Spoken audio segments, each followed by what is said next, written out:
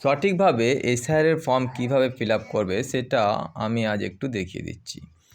আমরা প্রত্যেকেই SIR form আশা করি পেয়ে গেছি। এখানে যেমন আমাদের অলরেডি 2025 অনুযায়ী নাম, এপিক নাম্বার সমস্ত কিছু দেওয়া আছে। তাই যে ইলেক্টর বা ভোটার আছে, যেমন আমার ক্ষেত্রে, তো সেখানে আমাদের অলরেডি নাম এবং ভোটার নাম্বার উপরে মেনশন করাই আছে। তাই এই ফর্মের মধ্যে সেটা আর আলাদা করে লিখতে হচ্ছে না। জাস্ট আমাদের date of birth, Aadhaar number, mobile number, পিতার নাম বা অভিভাবকের নাম এবং তার যদি ভোটার কার্ড নাম্বার থাকে সেটা, মায়ের নাম এবং মায়ের যদি এপিক নাম্বার থাকে সেটা, স্বামী বা স্ত্রী থাকলে তার নাম এবং এপিক নাম্বার এখানে ভরতে হচ্ছে। এটা একটা কমন এবং এটা অ্যাজ পার 2025 আপডেটেড ডেটা।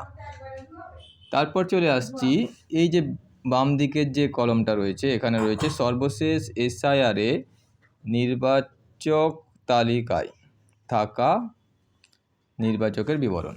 অর্থাৎ এখানে যদি আমার নাম 2002-এর লিস্টে থাকে তবেই আমি এই ফর্মের এই জায়গাটা ফিল আপ করবো, আদারওয়াইজ এই জায়গাটা আমি ফিল আপ করবো না।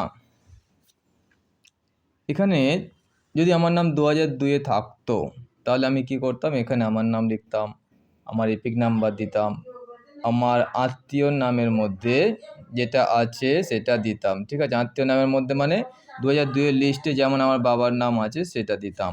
সম্পর্কে আমি লিখতাম বাবা এবং তারপর জেলা, রাজ্যের নাম, বিধানসভা ক্ষেত্র, অংশ এবং ক্রমিক সংখ্যা। কিন্তু মেন কনফিউজিং পয়েন্ট হচ্ছে এই জায়গাটা। যেমন আমার নাম 2002-এ ছিল না এবং আমার বাবাও 97-এ মারা গেছেন। সেক্ষেত্রে আমি এখানে কি লিখব? আমার মায়ের নাম 2002-এর লিস্টে আছে এবং আমার মা জীবিত। সেক্ষেত্রে আমি কি করব, আত্মীয়র বিবরণে আমার মায়ের নাম এখানে দেব, মায়ের এপিক নাম্বার মানে ভোটার কার্ড নাম্বারটা দেব, আত্মীয়ের নাম, এই আত্মীয়ের নামটা হচ্ছে মায়ের ভোটার কার্ডের মধ্যে পিতা বা স্বামীর জায়গায়, যেমন স্বামীর জায়গায় আমার বাবার নাম উল্লেখ রয়েছে, সেক্ষেত্রে আত্মীয়ের নামে আমি আমার বাবার নামটা দেব। যেহেতু আমার মায়ের ভোটার লিস্টে 2002-এ আমার বাবার নামটা রয়েছে। সম্পর্কটা কি লিখব? এখানে এই জিনিসটা হচ্ছে মোস্ট কনফিউজিং, যে রিলেশন বা সম্পর্কটা কি দেব। এখানে যে সম্পর্কটা, এটা হচ্ছে ইলেক্টরের সাথে, মানে যার যে ফর্মটা ফিল আপ করছে, যার নামে ফর্মটা এসছে, তার সাথে যে ব্যক্তির নামটা আমরা যুক্ত করছি তার সম্পর্ক। যেমন যেহেতু আমি আমার মায়ের নাম এখানে দিচ্ছি, তাই সম্পর্ক লিখব মাতা বা মা লিখব। এটা হচ্ছে মোস্ট কনফিউজিং এরিয়া, সবাই ভুল করছে এই জায়গাটায়। এখানে যেহেতু আত্মীয়ের নামে এখানে যদি কেউ তার বাবার নাম থাকছে তো লিখে দিচ্ছে পিতা। যদি এইখানে বাবার নাম থাকে তবেই এখানে পিতা লেখা যাবে। যেহেতু এখানে মায়ের নাম আছে তাই এখানে মাতা।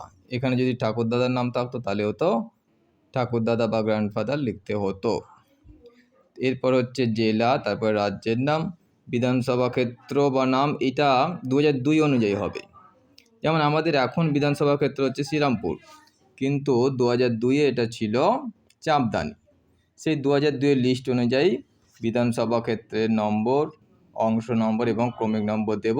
তারপর এই জায়গাটায় সিগনেচার করব, এখানে বিএলও সিগনেচার করবে এবং আমার এখন বর্তমানে যে ছবি সেটাই পাশে স্ট্যাম্প সাইজ ছবি, কালার ফটো এখানে একটা পেস্ট করে দেবো। তাহলে ফর্মটা সম্পূর্ণরূপে ফিল আপ হয়ে যাবে।